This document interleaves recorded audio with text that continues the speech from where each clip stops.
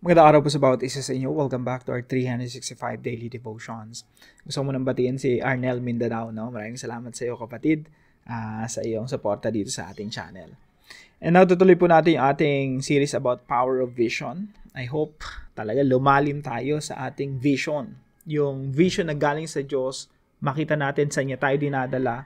Kasi yung Diyos po, siya yung naglalagay ng vision o ng pangarap o yung landas na pupuntahan natin. Galing po sa Diyos yun eh. Kaya kailangan clear yung vision natin. Kasi pwede tayong magkaroon ng sarili nating vision na hindi vision ng Diyos para sa atin. So napakalaga po, pinagpipray, Lord, ano ba yung gusto nyo talagang gawin ko? Yun ang gusto kong gawin. Kung ano yung pangarap nyo, yun ang papangarapin ko. Kung ano yung vision nyo, yun ang magiging vision ko. So, last time we talked about vision gives us direction. Vision narrows down our focus. Vision shapes our identity. Vision gives us a strong reason to live. Vision builds the future. And now, vision ignites undying hope. Yung vision po, sa panahon na halos wala nang pag-asa, sa panahon na nanlulupaypay ka na, yung sinakluban ka na ng kadiliman, yung vision, yung pinapagawa ni Lord, yung pangarap na binigay sa iyo ng Diyos, yun yung mag-i-spark sa atin. Mag-aapo yun. Magbibigay ng liwanag sa atin. Magbibigay sa atin ng pag-asa. Vision ignites undying hope. Now, pag-aaralan po natin ay istorya po ni Joseph. Now, ito po yung manggagaling po sa Genesis chapter 41 verse 14. Now, bago po itong verse na ito, ang dami munang nangyari. Si Joseph po, kung gaano kakulay yung damit na binigay sa kanya ng tatay niya, ganun din kakulay yung kanyang buhay. Isa po ito sa mga favorite characters ko sa Bible. Nabasahin ko po ito, Genesis 41:14. So Pharaoh sent for Joseph, and he was quickly brought from dungeon. Yung dungeon po, parang yungib to eh, o kulungan ito na malamig, madilim, ang daming daga, no? Walang sanitation. So, ano to? Isang dungeon. Hindi kagaya ng prison natin ngayon. Baka mapalad pa yung mga kulungan natin ngayon kaysa sa kulungan ng unang panahon. Talagang kaparusahan, no? When he had shaved and changed his clothes, he came before Pharaoh. Kaya't nagpasugo ang paraon at ipinatawag si Jose at madali siyang inalabas sa bilangguan. At nang siya'y makapag-ahit at makapagpalit ng damit ay pumunta sa paraon. Ito pong verse na ito ay turning point ng buhay ni Joseph. Noong mga panahon na halos wala ng pag-asa. Noong mga panahon na puro kadiliman na lang ang bumabalot sa kanyang buhay. Sa mga panahon na yon, yung Diyos kumilos sa kanyang buhay at itinanggal siya, iniahon siya mula dun sa dungeon, mula dun sa bilangguan at ginawa siyang pangalawa sa pinakamataas na nagkaroon siya ng pangalawa sa pinakamataas na posisyon sa buong Ehipto. So imagine niyo po yung Egypt during that time, that yun yung superpower. Yun yung bansa na pinakamakapangyarihan sa lahat. At doon naging pangalawa siya sa pinakamakapangyarihan next to Pharaoh. So, ito pong istorya ni Joseph, very interesting po, no? Kasi galing po siya sa Israel, doon sa Canaan. At siya po yung favorite na anak ng kanyang tatay. Ito pong si Joseph, kinaingatan siya ng kanyang mga kapatid. Kaya, pinagtangkan siyang patayin, pero later on, nagbago yung isip ng kanyang mga kapatid, tapon na lang natin siya sa balon, pero nung nandun na siya sa balon at hayaan na lang siya mamatay doon, naisip nila, sayang naman yung buhay nitong tao na to, ibenta na lang natin. At, binenta siya, si Joseph sa mga slave traders. Si Joseph dinala sa Ehipto, naging alipin sa Ehipto, pero pinagpala pa rin siya ng Diyos. At alam niyo po dito sa istorya ni Joseph na to, habang alipin siya doon sa bansa ng Ehipto, kumikilos pa rin yung Panginoon sa kanya, excellent pa rin siya all the time, at pinagkatiwalaan naman siya ni Potiphar. Okay, Joseph, napakagaling mong alipin, no? Sige, pamamahala ako sa yung lahat ng bagay dito sa aking household. And then later on, napagbintangan naman siya ng rape, so ikinulong siya. At dito sa bilangguan, nagstay siya rito for a very long time. Sa mga pagkakataon na yun, trinaydor ka ng mga kapatid mo, binenta ka bilang alipin, naging alipin ka sa Ehipto, na-frame up ka, nakulong ka pa, nabalot ka na talaga ng kadiliman. Pero merong undying hope. Ano po iyon? Yung vision ng Diyos na gusto ng Diyos na mangyari sa buhay ni Joseph. So ito po yung teaching natin ngayong umaga. Vision ignites undying hope. Na kahit anong nangyayari sa iyo, kasi si Joseph po, meron siyang vision from the Lord eh. Yung vision na binigay sa kanya ng Panginoon, Joseph, darating yung panahon, magkakaroon ka ng posisyon. Yung posisyon na yon, later on, naging governor talaga siya, naging ruler of Egypt siya. Tapos sa vision na binigay sa kanya ng Diyos, yung kanyang mga kapatid, tsaka yung kanyang pamilya, luluhod sa kanya. Ibig sabihin, meron siyang ganung pangitain ng galing sa Diyos. So kahit ano pang mga problema na pinagdaanan niya, merong vision that yung vision na yun, nag-ignite, nag-aapoy sa kanya, undying hope. Na hindi ako mamamatay rito, na-frame up ako, yes, pero hindi ako mamamatay dito hanggang sa, to the point na hindi matupad yung vision ng Diyos para sa akin. Kaya sa atin ngayon mga kapatid, kung ano mga pinagdadaanan natin, dami nating problema, pagsubok, na para bang wala nang kapag-asa, kapatid, bumalik ka dun sa vision na pinapagawa sa'yo ng Diyos. We're not meant to become losers here in this world. We are designed to become victorious, mananagumpay dito sa mundong ito.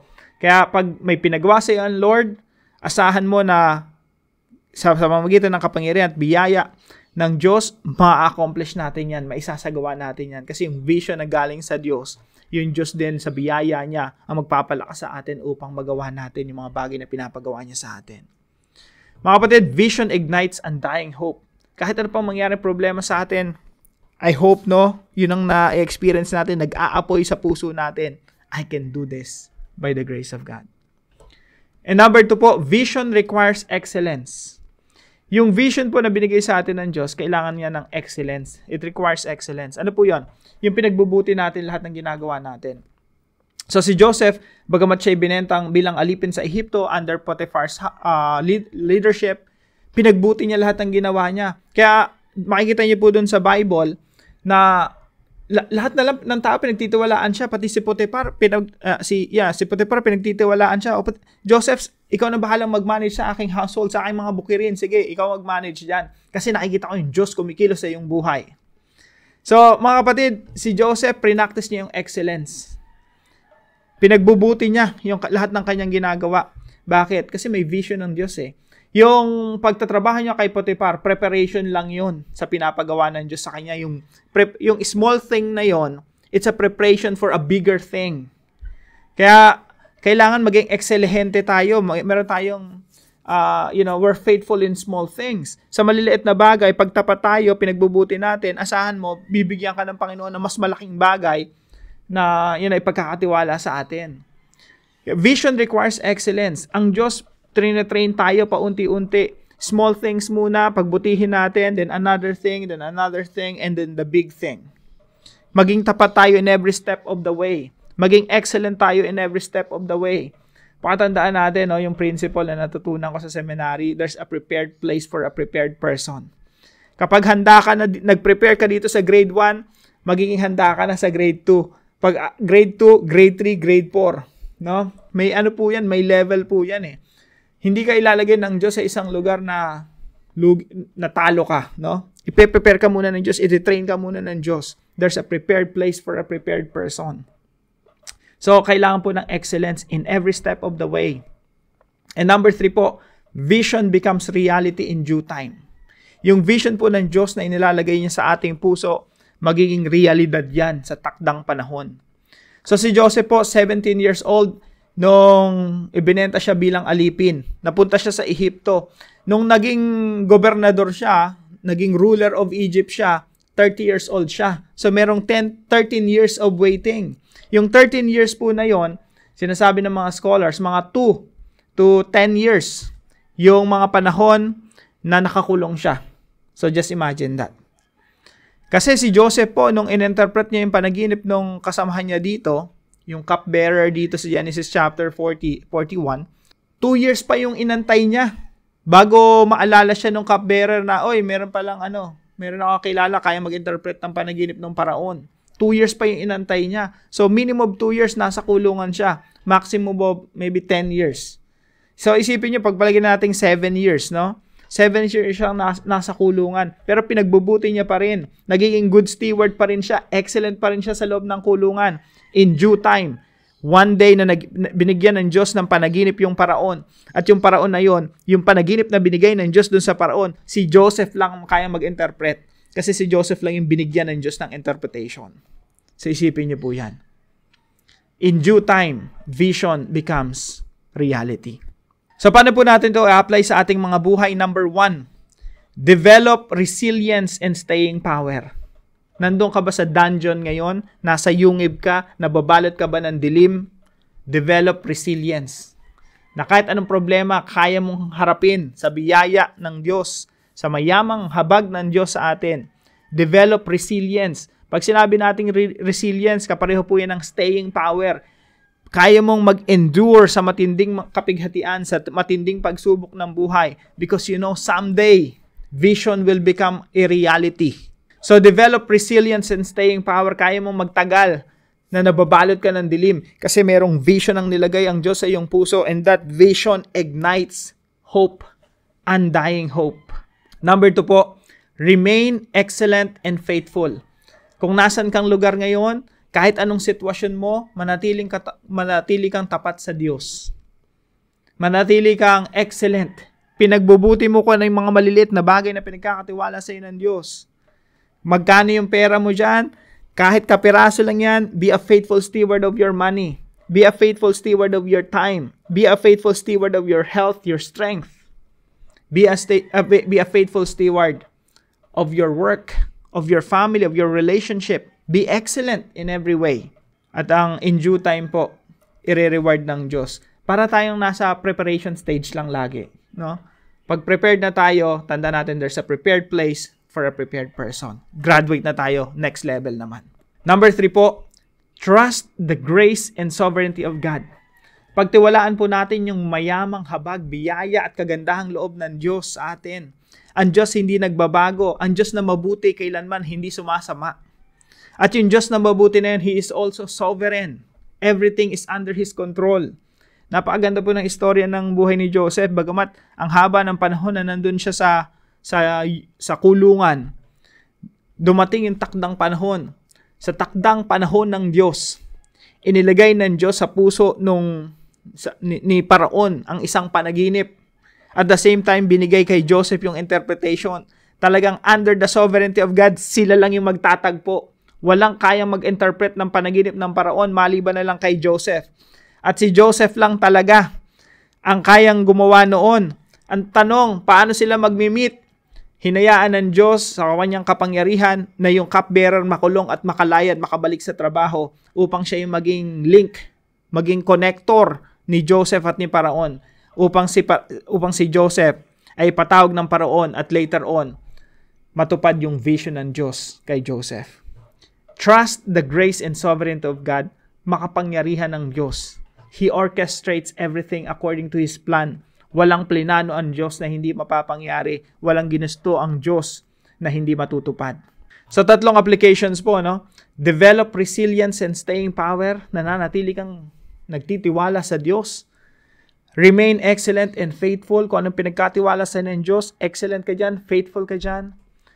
And at the same time, you're trusting the grace and sovereignty of God. Now, para po sa ating discussion, why does our vision require resilience and excellence? Bakit yung vision ng Diyos na binigay sa atin, kinakailangan niya ng resilience, yung staying power, yung nananatili kang matatag, na sinusuong mo ang mga hamon ng buhay. You have this staying power. At the same time, you are being excellent. Pinagbubuti mo, excellent ka. Lagi kang 100%, lagi kang very good sa harapan ng Diyos. So pag-usapan po natin ito sa ating mga discussion groups. At para naman po sa ating panalangin, kausapin natin si Lord right now from the bottom of our hearts. Dear Lord, thank you for the vision you placed in my heart. Help me to hold on to it with undying hope, knowing that you have a purpose and plan for me. Teach me to remain excellent and faithful no matter the challenges I face. Strengthen me with resilience and staying power to persevere. I trust in your grace and sovereignty, believing that in your perfect timing, my vision will become reality. Guide my steps as I rely on you, and help me live for your glory.